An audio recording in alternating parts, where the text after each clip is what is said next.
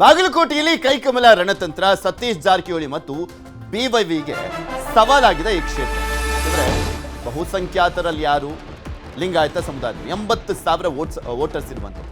So ಹೀಗಾಗಿ ಲಿಂಗಾಯತರ ಕ್ಷೇತ್ರವನ್ನೇ ಗೆಲ್ಲಿಕ್ಕಾಗ್ಲಿಲ್ಲ ಅನ್ನುವಂಥದ್ದು ಕೂಡ ಸಹಜವಾಗಿ ಆರೋಪವನ್ನು ಎದುರಿಸಬೇಕಾಗುತ್ತೆ. ಬಿಜೆಪಿ ರಾಜ್ಯಾಧ್ಯಕ್ಷ ಆಗಿರುವಂಥ ವಿಜೇಂದ್ರ ಈ ಬಾರಿ ಒಂದು ಕ್ಷೇತ್ರವಾದ್ರೂ ಗೆಲ್ಲುವಂತ ಅನಿವಾರ್ಯತೆ. ಯಾಕೆಂದ್ರೆ ಕಳೆದ ಬಾರಿ ದೊಡ್ಡವ್ರು ನಿಂತ್ಕೊಂಡ್ರು ಕೂಡ ಹೀನಾಯ ಸೋಲು ಅದು ಸಾಮಾನ್ಯ ಸೋಲಲ್ಲ. ಯಾಕೆಂದ್ರೆ ಚನ್ನಪಟ್ಟಣ ಲೆಕ್ಕ ಹಾಕೊಳ್ಳಿ, 5,000 6,000 ಹೋಟೆಲ್ ಗೆಲ್ಬಹುದು ಅಂತ ಹೇಳಲಾಗ್ತಾ ಇತ್ತು. 25,000 ಲೀಡು ಕುಮಾರಸ್ವಾಮಿ ಅವ್ರಿಗಂತೂ ದೊಡ್ಡ ಮುಖಭಂಗ ಆ ಕ್ಷೇತ್ರದಲ್ಲಿ. ಇನ್ನ ಬಸವರಾಜ ಬೊಮ್ಮಾಯಿ ಅವ್ರಿಗೂ ಕೂಡ ಅಷ್ಟೇ, ಅವ್ರ ಕ್ಷೇತ್ರದಲ್ಲಿ ಕಂಟಿನ್ಯೂಸ್ ಆಗಿ ಗೆದ್ಕೊಂಡ್ ಬಂದ್ರು ಕೂಡ ಮಗನನ್ನ ಗೆಲ್ಸ್ಕೊಳ್ಲಿಕ್ಕೆ ಆಗ್ಲಿಲ್ಲ ಬಸವರಾಜ ಬೊಮ್ಮಾಯಿ ಅವರಿಗೆ.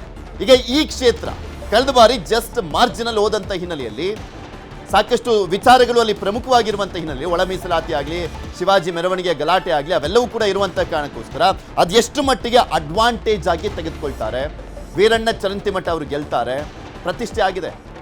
ಮತ್ತೊಂದು ಕಡೆ ಸಿದ್ದರಾಮಯ್ಯನವ್ರಿಗೂ ಕೂಡ ಪ್ರತಿಷ್ಠೆ ಆ ಕ್ಷೇತ್ರ. ಕುರುಬ ಸಮುದಾಯಕ್ಕೆ ಕೊಟ್ಟಿರುವಂಥದ್ದು ಸೀಟು ಸಿದ್ದರಾಮಯ್ಯನವರ ಪರಮಾಪ್ತ HY ಮೇಟಿ ಅವರು ಇದ್ದಿದ್ದು ಅವರ ಕುಟುಂಬಕ್ಕೆ ಕೊಡಿಸಲಾಗಿದೆ. ಸೊ ಸಿದ್ದರಾಮಯ್ಯನವ್ರಿಗೂ ಕೂಡ ತುಂಬಾ ಇಂಪಾರ್ಟೆಂಟ್ ಆಗುತ್ತೆ.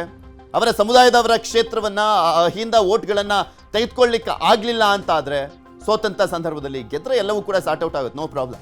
ಇದೆಲ್ಲದ್ರ ಬಗ್ಗೆ ಇನ್ನಷ್ಟು ಮಾಹಿತಿಯನ್ನ ಕೊಡ್ತಾ ಹೋಗ್ತಾರೆ ನಮ್ಮ ಬಾಗಲಕೋಟೆಯ ಪ್ರತಿನಿಧಿ ಮಂಜುನಾಥ್ ನಮ್ಮ ಜೊತೆ ನೇರ ಸಂಪರ್ಕದಲ್ಲಿ ಜಾಯ್ನ್ ಆಗಿದ್ದಾರೆ. ಮಂಜು, ಈಗ ಅಸಲಿ ಅಖಾಡ, ಅಸಲಿ ಭರಾಟೆ, ಭರ್ಜರಿ, ಆರ್ಭಟ ಎಲ್ಲವೂ ಕೂಡ ಶುರುವಾಗಿದೆಯಲ್ಲ, ಅಟ್ ಪ್ರೆಸೆಂಟ್ ಗ್ರೌಂಡ್ ರಿಯಾಲಿಟಿ ಏನಿದೆ ಬಾಗಲಕೋಟೆ? ಪೃಥ್ವಿರಾಜ್, ಬಾಗಲಕೋಟೆ ಉಪಚುನಾವಣೆಯಲ್ಲಿ ಇದೀಗ ಕಾಂಗ್ರೆಸ್ ಮತ್ತು ಬಿಜೆಪಿಗೆ ಪ್ರತಿಷ್ಠೆಯ ಪ್ರಶ್ನೆ ಆಗಿರುವಂತದ್ದು. ಒಂದ್ ಕಡೆ ಸಿದ್ದರಾಮಯ್ಯನವರಿಗೆ ಪರಮಾಪ್ತನ ಕ್ಷೇತ್ರದಲ್ಲಿ ಪರಮಾಪ್ತನ ಮಗನನ್ನ ಗೆಲ್ಲಿಸುವಂತಹ ಪ್ರತಿಷ್ಠೆ, ಮತ್ತೊಂದು ಕಡೆ BY ವಿಜೇಂದ್ರ ಅವರಿಗೆ ತಮ್ಮ ನಾಯಕತ್ವವನ್ನ ಪ್ರದರ್ಶನ ಮಾಡುವಂತದ್ದು ಮತ್ತು ತಮ್ಮ ನಾಯಕತ್ವವನ್ನ ಸಮರ್ಥನೆಯನ್ನ ಮಾಡಿಕೊಳ್ಳುವಂತಹ ಒಂದು ಕ್ಷೇತ್ರ.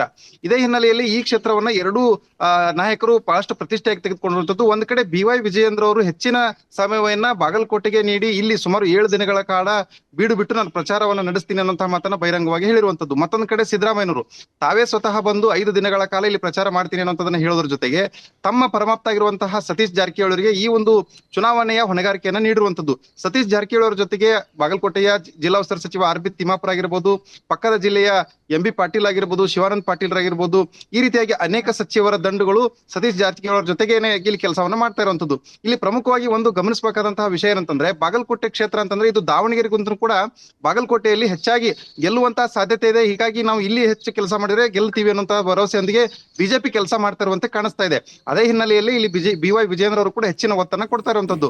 ಈ ಹಿಂದೆ ನಡೆದಂತಹ 4 ಉಪಚುನಾವಣೆಗಳಲ್ಲಿ ಅಂದ್ರೆ ವಿಜೇಂದ್ರ ಅವರ ನಾಯಕತ್ವದಲ್ಲಿ ಎದುರಿಸುವಂತಹ 4 ಚುನಾವಣೆಗಳಲ್ಲಿ ಸೋಲಾಗಿದೆ. ಆ ಒಂದು ಸೋಲಿಗೆ ಇದೀಗ BY ವಿಜೇಂದ್ರ ಅವರಿಗೆ ಮತ್ತೊಂದು ಅವಕಾಶ ಬಂದಿರುವಂತದ್ದು. ಈ ಒಂದು ಚುನಾವಣೆಯಲ್ಲಿ ಶತಾಯಗತಾಯ ಗೆಲುವನ್ನ ಸಾಧಿಸುವ ಮೂಲಕ ತಮ್ಮ ನಾಯಕತ್ವವನ್ನ ಇಲ್ಲಿ ತೋರ್ಪಡಿಸಬೇಕಾದಂತಹ ಅನಿವಾರ್ಯತೆ ಎದುರಾಗಿರುವಂತದ್ದು.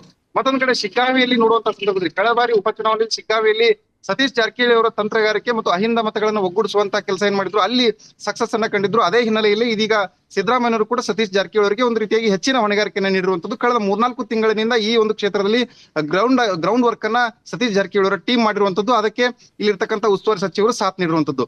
ಇದೇ ಹಿನ್ನೆಲೆಯಲ್ಲಿ ಇದೀಗ ಏನು ಅಭ್ಯರ್ಥಿಗಳ ನಾಮಪತ್ರ ಸಲ್ಲಿಕೆ ನಿನ್ನೆ ಮುಕ್ತಾಯಗೊಂಡಿದೆ, ಇವತ್ತಿನಿಂದ ಅಸಲಿ ಆಟ ಶುರು ಆಗ್ತಾ ಇದೆ. ಅದೇ ಹಿನ್ನೆಲೆಯಲ್ಲಿ ಇದೀಗ 28ನೇ ತಾರೀಕಿನಿಂದ ಈ ಒಂದು ಕ್ಷೇತ್ರದಲ್ಲಿ ಒಂದ್ ಕಡೆ ಸತೀಶ್ ಜಾರಕಿಹೊಳಿ ಅವರು ಬೀಡ್ ಬಿಡ್ತಾ ಇದ್ದಾರೆ. ಅದೇ 28ನೇ ತಾರೀಕಿನಿಂದ ವಿಜೇಂದ್ರ ಅವರು ಕೂಡ ಇದೇ ಒಂದು ಕ್ಷೇತ್ರದಲ್ಲಿ ಕೆಲಸ ಮಾಡೋರಿದ್ದಾರೆ. ಒಂದ್ ಕಡೆ ಬಿಜೆಪಿಯಿಂದನೂ ಕೂಡ ಈಗಾಗಲೇ ಬೇರೆ ಬೇರೆ ಜಿಲ್ಲೆಗಳಿಂದ ಪ್ರಚಾರಕರ ತಂಡ 600ಕ್ಕೂ ಹೆಚ್ಚು ಜನರ ತಂಡ ಆಗಮಿಸಿ ಇಲ್ಲಿ ಪ್ರಚಾರದ ಕಾರ್ಯವನ್ನ ನೋಡ್ಕೊಳ್ತಾ ಇದ್ರೆ, ಇತ್ತ ಜಾರಕಿಹೊಳಿ ಅವರ ತಂಡ ಕೂಡ ಈಗಾಗಲೇ ಕೆಲಸ ಮಾಡ್ತಾ ಇರುವಂತದ್ದು. ಒಟ್ಟಾರೆಯಾಗಿ ಇಲ್ಲಿ ಈ ಒಂದು ಕ್ಷೇತ್ರ ಏನಾಗಿದೆ, ಈ ಎರಡೂ ಕ್ಷೇತ್ರದಲ್ಲಿಯೂ ಕೂಡ ಇಬ್ಬರು ಘಟಾನುಘಟಿ ನಾಯಕರ ಒಂದು ಶಕ್ತಿ ಪ್ರದರ್ಶನ ಜೊತೆಗೆ ತಮ್ಮ ನಾಯಕತ್ವವನ್ನ ಉಳಿಸ್ಕೊಳ್ಳುವಂತಹ ಹಿನ್ನೆಲೆಯಲ್ಲಿ ಈ ಒಂದು ಕ್ಷೇತ್ರದಲ್ಲಿ ಕೆಲಸ ಮಾಡಬೇಕಾದಂತಹ ಅನಿವಾರ್ಯತೆ ಇರುವಂತದ್ದು. ಓಕೆ, ನೋಡಿ ಏನಾಗುತ್ತೆ ಅಂತ. ಧನ್ಯವಾದ ಮಂಜು ನಿಮ್ಮೆಲ್ಲ ಮಾಹಿತಿಗಾಗಿ.